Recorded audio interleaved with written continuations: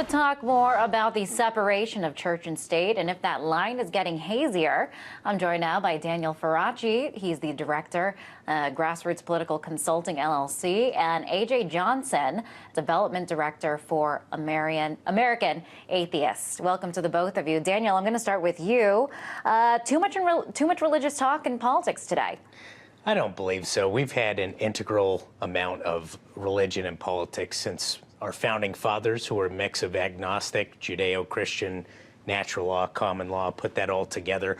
And then you fast forward up to brief historical context of the last few decades on both sides of the aisle, the moral majority on the right in the 80s, to even transcending from a wartime and some scandal environment. Clinton used it, embraced religion even more than W in the Southern strategy of what he used. And then you came through this current decade where we face issues like partial birth abortion, Defense of Marriage Act, Catholics and what they're dealing with the health care bill.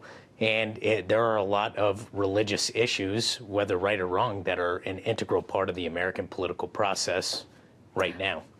AJ, what do you think about that? How much would you say religion dictates today the political discussion? I mean, as he just mentioned, contraception, gay marriage, a lot of these social issues and a lot of airtime dedicated to these subjects. Is there too much religious talk from our politicians? Yes. What do you think? I definitely think there's far too much religious talk and not enough talk on the real issues. Like someone mentioned in the earlier segment, we have so many Americans without health care, so many without jobs. Every second that people spend talking about religion is seconds spent not talking about the real issues. And what are the real issues, would you say, are being overlooked with more time being spent on these social issues? Well, I think that the real issues are the economy right now. As far as I'm concerned, getting Americans working and getting veterans home and in good jobs are the issues that I would see politicians working on. And some say that religion is being politicized because, especially now, we have the GOP, the race to be the next nominee, and that they are catering to a lot of America that do see religion as important. Daniel, is it possible that religion is being politicized and that candidates are using it as a tool to win votes? Both sides of the aisle do it, as I've said. I mean, the GOP has more of a Catholic base and a lot of Southern religious Baptists and other conservatives, but the left is doing it as well. I mean, you see the swing through from congressional to President Obama, Reverend Sharpton, all going through African-American churches in South Carolina, embracing their religion and speaking of it through various speeches in various contexts of talking through different issues, especially even now with the health care bill and Catholics in different segments of society. So, I mean, you could really say this is a bipartisan issue, politicizing religion in American politics. And another huge issue, of course, being the Israeli issue and the support for Israel and how that transcends into the Jewish, Christian, and Catholic communities. So both sides of the aisle are doing it, and they're going to do it throughout this election cycle. AJ, do you agree that it is a bipartisan issue? What do you think about that? I do think that both sides of the aisle do have this problem, but I think that the right side of the aisle certainly utilizes their religiosity to forward issues like opposing gay marriage and gay rights, even if it's not really contingent with their theology. They kind of use it as a tool in a way that I don't think that the left does. The left, if it does use it at all, uses it to connect to voters and to maybe bring out certain demographics versus using it as a ploy to get certain people to think certain ways about issues. And AJ, you just said that most of this does come from the religious right. A lot of it we did hear from Rick Santorum, a couple of examples there in the story that we aired just a moment ago. But Rick Santorum is out of the race now. Now a lot of people are focusing on Mitt Romney, and he apparently is not immune to this. Here is a discussion regarding his place in religion today. It was on CNN. Let's take a listen. The question that needs to be asked of Governor Romney, do you agree with the teaching of your church? If you do, that homosexual acts are offensive to God, then why have you Brian, made the face of your campaign someone who engages in conduct that your own church says is offensive to God? But Brian, if you don't agree with your church, then how can you expect the evangelical base to support you? But we're talking about the separation of church and state here. So clearly, he's bringing into the debate here the fact that one of his advisors is gay, and for some reason, this is not seen as appropriate. There's this religious link in this scenario. What do you think about that? I think that was just a pretty bogus interview right there. Just because you are a part of one religious sect or doctrine or creed or another doesn't mean that you agree with every single part of the religious principle that's offered, whether you're Baptist, Catholic, Mormon. I mean, look at Catholics on birth control. The overwhelming majority of Catholics believe in the use of contraceptives and other, apparatuses, and don't go with the original teaching of the church. So just because you're a part of one religion doesn't mean that you have to lump in every single thing as your personal value. So I just don't find that to be a credible argument.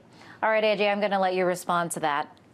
Sure, I agree that just because you're part of a certain church or religion doesn't mean that you should agree with or do necessarily agree with all of their positions. However, I would love to see politicians come out, especially Mitt Romney and the Mormon Church, and say what specifically he doesn't agree with and what specifically he would do to, act out against his church if he is comfortable talking about that, which we know he is not. Well, if that's the case with Mitt Romney, then we'd love to see Barack Obama speak about Reverend Wright and the church he was in and all the very, very extreme positions that were taken and espoused right from the pulpit, and have answer those questions as were not answered back in 2008 cycle. So I agree. I think they both should be, if they're both going to espouse it and attest to those religions and churches they're a part of, then let them both get on record and talk about, if they want to be the leader of the free country, they need to talk about where they stand on these things.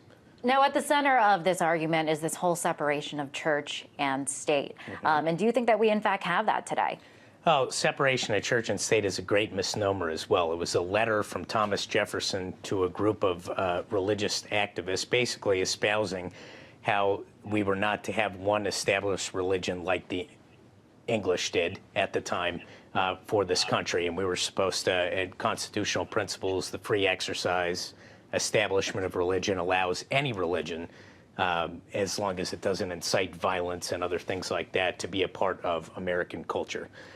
So that is the heart and soul of the argument there, and the way that it has been manipulated to a core of the Constitution and in the Declaration, as many Americans think, is just a fraud. But there is, Daniel, a growing movement, this growing secular movement that wants religion out of politics. And that poll that I mentioned earlier in that story shows that for the first time since 2001, more Americans think there is too much religious talk in politics, and compared to those that think there is too little. AJ, what do you think about this poll? Sure. Just a bit of clarification there. The Thomas Jefferson letter was to the Dansbury Baptist, and he was actually trying to tell them that he was trying to keep church and state separate to protect both the government and the church. But I would agree with the poll. I do think that there's far too much religious speak, and again, that it takes time away from the real issues. And I would assume, AJ, that you would vote for an atheist. Would that matter to you? Of course, I would vote for an atheist. It would not matter to me one way or the other. I do think that they would be more aligned with my positions. Certainly, there's no secular reason to be against gay marriage or denying women health care. So I imagine that they would probably have many similar positions off the bat, but it would not be relevant to me. I would vote on the issues. And what about you? Is it relevant to you? Would you vote for an atheist? For me personally, it'd be a problem because I don't espouse the same personal belief system. So that being aside, but I want to go back to earlier point, talking about the polling. I've seen it go both ways.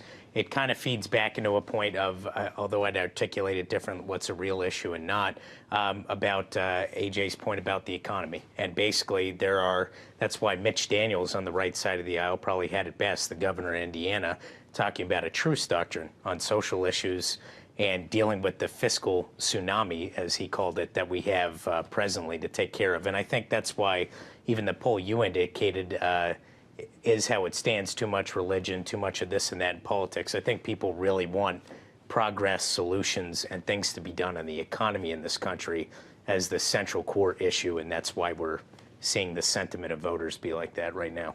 And I think you're correct in that way. People that I talked to over that Reason rally said that they were sick of hearing these kinds of issues like contraception, gay marriage, when we have this economic crisis on our hands. Yet you are hearing a lot of this rhetoric coming from the GOP candidates. But you said earlier that you wouldn't vote for an atheist. Why is that? Do you think that in order to be a good person, to have morals, that you need to be religious? No, atheism is a belief system, just like any other religion. It's a belief in no God, just like there's a belief in a God from more religious individuals. So it's not a discriminatory thing. It's just not a personal thing I agree with. All right, AJ, I'll let you have the last word there. Well, I would just say atheism is to religion as off is to a television channel. It is actually not a religion in and of itself, nor is it a belief system in and of itself. It's the lack thereof. All right. Well, thank you both for coming on the show. We're out of time. An interesting debate there. That was Daniel Faraci. He is the director of Grassroots Political Consulting, LLC, and AJ Johnson, the development director for American Atheists.